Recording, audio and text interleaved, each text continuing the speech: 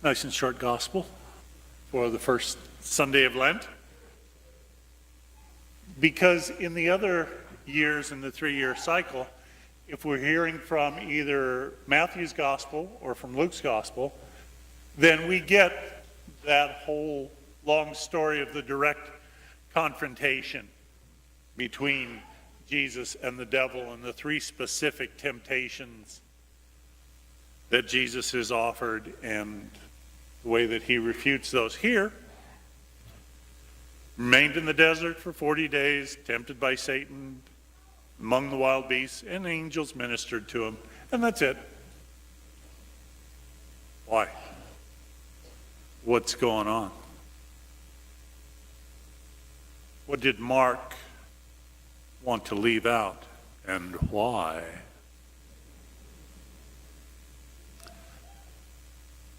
The fact is,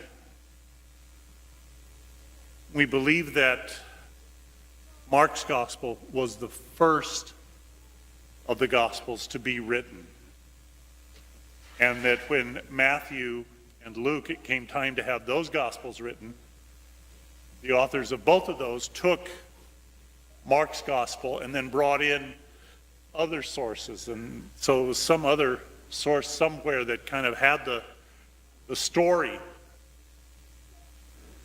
that the faith community had told about the temptations of Jesus. But Mark didn't include that. It's just, he was tempted. Okay. We're in Lent. That's not news. Shouldn't be. The purple should be a giveaway.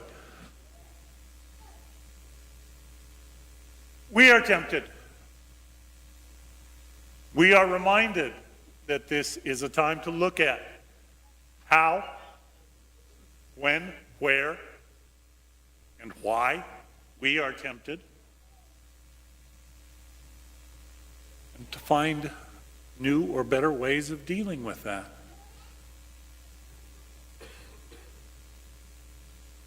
I think maybe in all of our spiritual challenges, there's one temptation that we forget.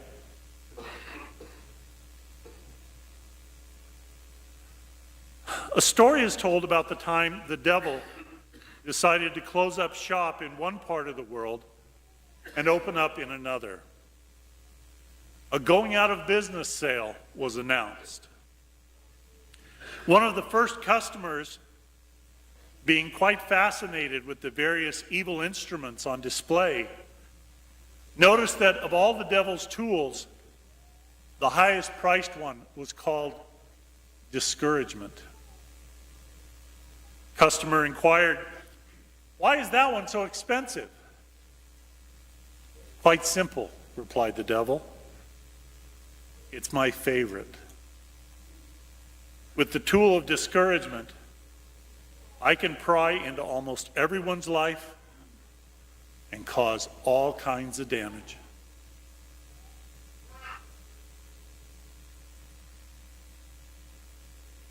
That's true, isn't it? No matter what we are trying to do, no matter how well we are trying to live, no matter what spiritual progress we are making, if we give in to discouragement over whatever, it makes us angry, frustrated, pessimistic, and it takes away or distracts us from so much of that good. It's important to remember there's a difference between disappointment and discouragement.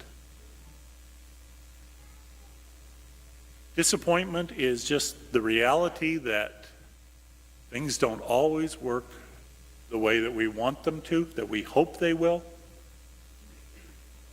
And disappointment isn't always just about not holding the winning lottery ticket.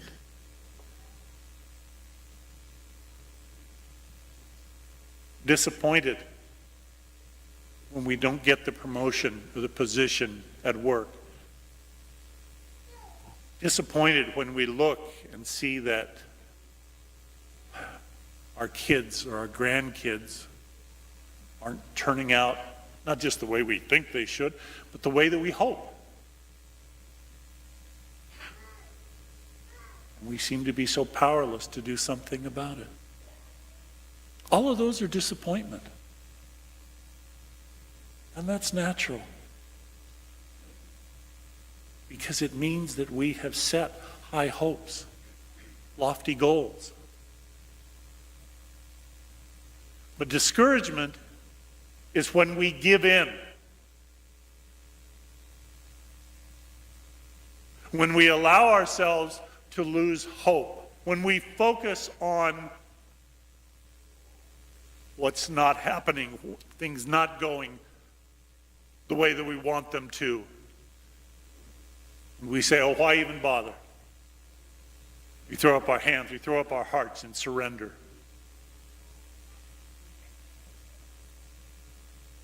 Got to make sure throughout this Lent, no matter what the temptation, we are a people of the resurrection. Jesus' message, believe in the gospel. Why? Because the kingdom of God is at hand. And when we get to Easter, that's what we're celebrating. That God's love is more powerful than any other force. That love is stronger than hate. That life will triumph over death.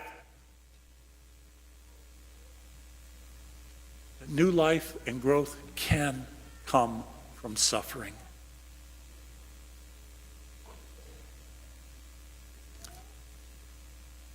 That's who we are. That's the center of our faith.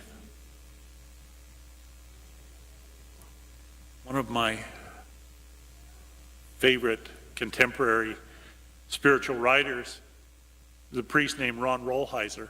And he's Canadian, but I still like what he writes. But he said, this is powerful.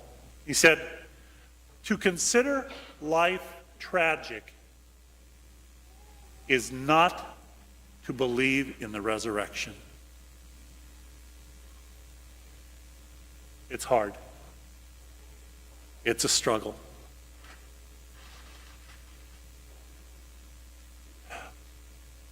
We want our world to be better. And we see so much of what goes on. Another shooting at a school this week, among so many other things.